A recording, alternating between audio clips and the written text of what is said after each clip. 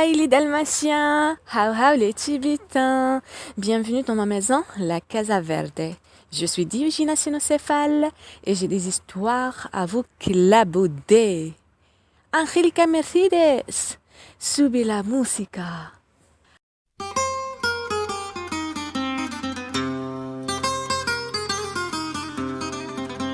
Les chemins défendus peuvent mener à Rome.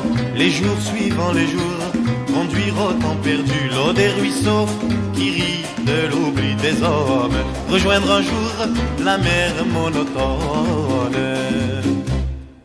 Mais toi mon cœur tu voyages vers le rocher sauvage qui te fascine, Constantine.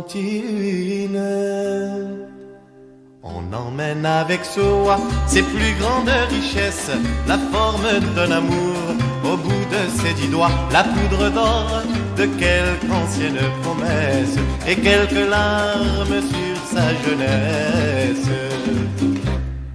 J'ai gardé les chansons vives de tes flûtes naïves en sourdine, Constantine, Constantine.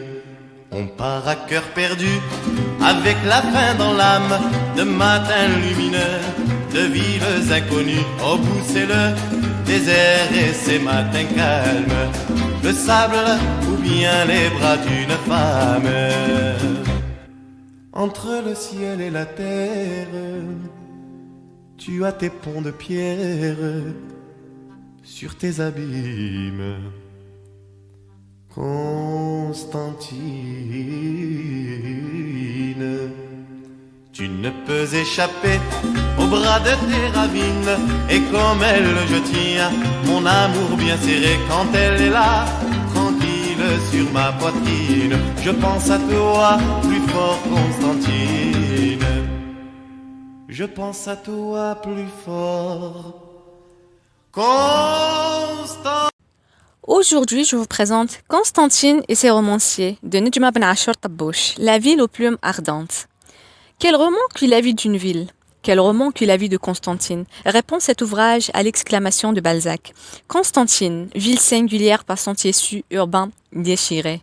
Les ponts relient les deux rives du vieux rocher comme point de suture pour fabriquer cette haute couture urbaine.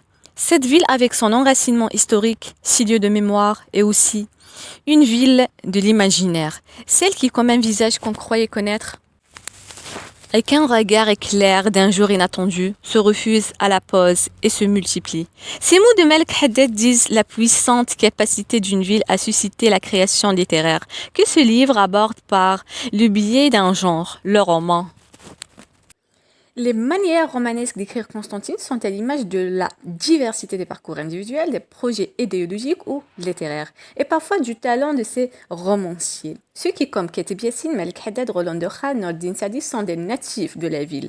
Ceux qui y furent marqués suite à un vécu familial tel Rachid Boujdara ou lors de séjours épisodiques Tahar Rachid Mimouni, visiteurs inspirés de ces auteurs. Tous l'ont traversé comme on traverse un mythe.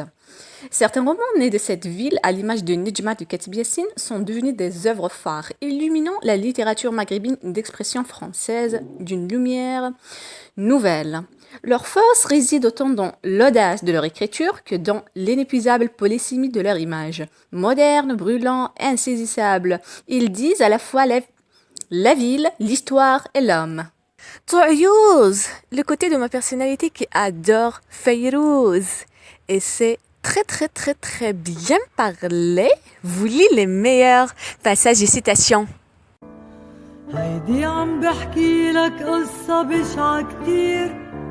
Toute ville est certes édifiée sur un site naturel, mais sa construction génération après génération, histoire après histoire, est le fait du génie de l'homme et de ses particularités socioculturelles.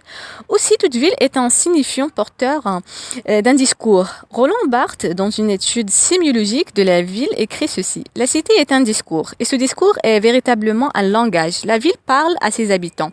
Nous parlons notre ville, la ville où nous nous trouvons, simplement en habitant, en la parcourant, en la regardant. Chacun des habitants lit sa ville à sa manière. L'écrivain, habitant de sa ville, usager de ses quartiers et de ses dieux, est donc un de ses lecteurs les plus attentifs. Quand cette lecture se redéploie dans un autre espace, celui d'une ville à la fois réelle et fictive, érigée par le texte littéraire, nous sommes alors en présence d'une seconde création spatiale. Aymen, le maladroit, qu'est-ce que tu fais dans la bouche de Lothario de Tormes? لقد كان هذا عصير كتاب في الخلاط.